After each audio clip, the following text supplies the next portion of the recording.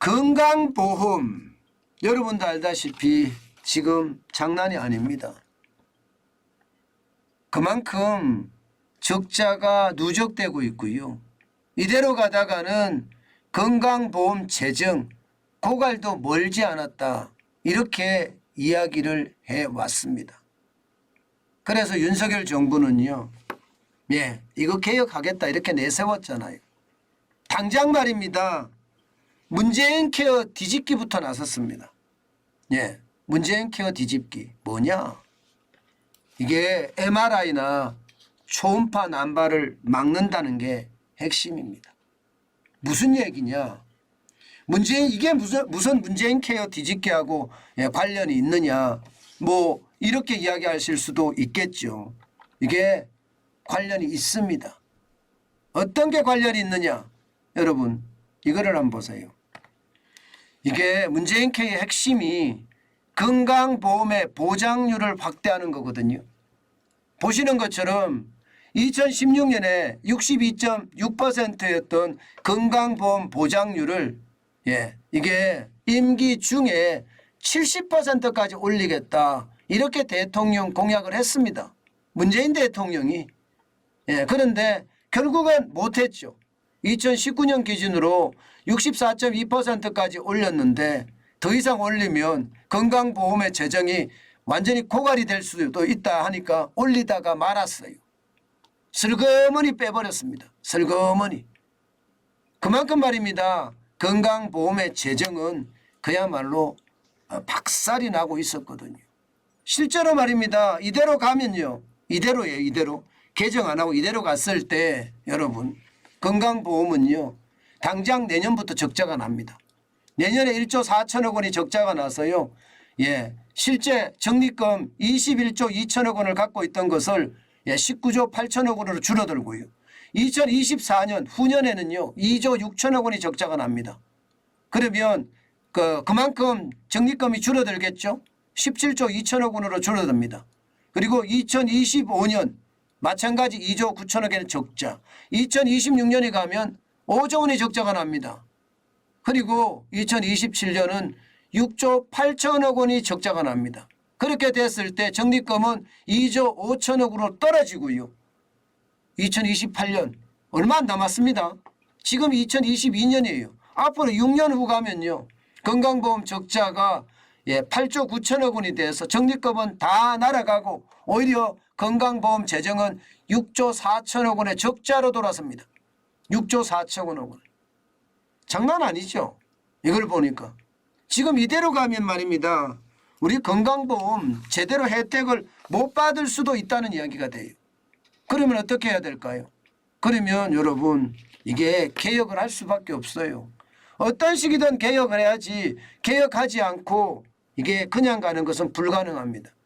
그만큼 문재인 케어가 박살을 냈다는 거예요. 사실 2015년만 하더라도 4조 2천억 원의 흑자, 2016년에 3조 1천억 원의 흑자.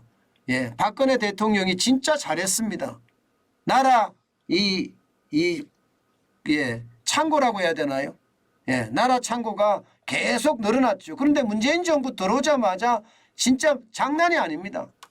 2017년에 7천억 원의 흑자를 내더니 2018년에 2천억 원 적자, 2019년에 2조 8천억 원의 적자가 났습니다. 이러니까 아뜨거라 한 거예요. 아뜨거라. 이건 뭐야 도대체. 아뜨거라 한 거죠. 그러면서 건강보험의 보장률을 서서히 줄입니다. 서서히. 그리고 올리지 않습니다. 그 다음부터는. 그러면서 말입니다. 2020년에 4천억 원의 적자가 나고 이제 대통령 선거가 다가오니까 겁나죠. 그러니까 돌렸습니다. 2조 8천억 원의 흑자로 났다가 그러나 그게 어디 갑니까? 건강보험 문재인 케어의 확대는 어쩔 수 없는 거니까 2022년도로니까 더 심각해졌습니다. 그래서 윤석열 정부가 이거 개편해야 된다. 개편 안 하면 안 하겠다. 핵심이 말입니다. 개편의 핵심이 여러분 이거예요. 개편의 핵심이. 쉽게 말하면 MRI나 초음파나 이거 말입니다. 확실하게 병 이상 소견이 있는 사람에게만 급여 인정을 해주겠다. 이렇게 이야기합니다. 확실하게. 이게 무분별하게 남발하지 마라 이런 거예요. 예. 그런데 이게 이상 소견이라고 의사들이 써야 될 거 아니에요. 그렇지 않으면 이게 안 된다는 거예요. 게다가 최대 1년에 2회 정도도 촬영하는 것을 제한하겠다. 뭐 이렇게 검토하는 것도 지금 하고 있습니다. MRI나 초음파가 그만큼 말입니다. 건강보험료 재정을 갉아먹기 때문입니다. 예, 그만큼 뭔가 바꾸겠다는 거예요. 또한 있습니다. 또한 외국인이나 재외국인 자격 요건이요. 이거요. 쉽게 말하면 본인은 국내에 들어와서 합법적으로 들어와서 국내에 취직을 하면 건강보험료 부양이 됩니다. 그러나 이게 피부양자 있잖아요. 피부양자는 6개월 정도 한국에 체류해야지만이 가능하다. 이렇게 이야기합니다. 쉽게 말하면 이제 아무나 안 해주겠다는 거죠. 물론 말입니다. 물론 외국인이라고 하더라도 본인과 아내 그리고 자식에 대해서는 이게 바로 건강보험료 적용이 됩니다. 그러나 뭐 부모라든가 장인 장모라든가 아니면 뭐 형제라든가 이런 경우에는 안 된다는 거죠. 6개월 이상 체류를 해야 된다. 이것도 좀 짧은 것 같아요. 그죠? 이것도 6개월 이상이 아니라 1년 뭐 아예 이게 못하게 막아야 되거든요. 1년 정도는 체류해야지 건강보험료 혜택을 본다. 뭐 이렇게 가는 게 맞지 않나. 저는 그런 생각을 하는데 모르겠어요. 게다가 말입니다. 재외 외국인 있죠. 한국 사람인데 이게 국적이 다른 나라로 돼 있는 사람들. 이 사람들에 대해서도요. 기본적으로 6개월 국내에 체류해야지만이 건강보험 적용이 된다고.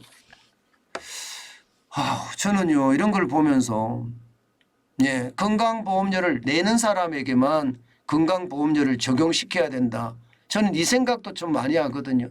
특히 말입니다. 조선족 있잖아요. 조선족. 중국의 조선족. 저는 이들에게 이게 국내에 와서 일한다 하더라도요. 본인에 대해서나 본인의 직계 가족에 대해서는 모르겠어요. 그러나 뭐 부모라든가 장인 장모라든가 저는 이렇게 가는 것은 아니라고 봅니다. 지금까지 그런 이야기 많이 나왔잖아요. 먹튀라고. 건보 먹튀. 그런 먹튀를 없애겠다. 그것이 지금 핵심 어떤 주제 같은데요. 저는 더 강력한 실제 건강보험을 내는 사람들에게 실제 더 지원을 해주는 그런 상황으로 갔으면 좋겠다. 그렇게 생각합니다. 더 강해야지요. 물론 이거는 아직까지 아니에요. 물론 또 있습니다. 그 외에도 여러 가지 안이 있지만 저는 이게 여야가 협의를 해야 되는 부분이잖아요. 좀 건강보험료에 무임승차하는 사람들 다 줄였으면 좋겠어요. 여러분 우리 국민에게는요 2천만 원 정도의 가외소득만 있으면 이게 바로 지역가입자로 때려버립니다. 그런데 왜 외국인들 특히 조선족들 이렇게 해주는지 저는 모르겠어요. 저는 건강보험료도 솔직히 제가 이렇게 말하면 좀 그렇긴 하지만 저는 맞다고 봐요. 내는 만큼 혜택을 주는 것 저는 그게 확실하다고 생각해요. 금액에 따라서는 말고요. 빈도에 따라서 내는 만큼 이게 금액에 따라서 하면 부자들이 더 많은 혜택을 받을 수가 있으니까 그게 아니라 빈도 얼마나 오랫동안 건강보험료를 냈느냐에 따라서 이거 혜택도 달리했으면 좋겠습니다. 그러면 건강보험료가 더 달라지지 않겠느냐. 사실 자영업자인 저나 여러분들이나 이게 직장을 다니지 않는 사람들 입장에서는요. 건강보험료가 엄청난 세금입니다. 이게 세금이 아니라고 이야기하는 건 말 못합니다. 세금입니다. 어마어마한 세금입니다. 부담이 장난 아니거든요. 벌이가 없는 사람들 입장에서는요. 뭐 대출 받아서 건강보험료 낸다고 그렇게 이야기할 정도로 심각하니까요. 예, 저는 그런 상황이라면 우리 국민들을 어떻게 보호할 것인가 거기에 초점을 맞추는 거 그것이 정부가 해야 될 일이 아닐까 저는 다시 한번 생각해 봅니다.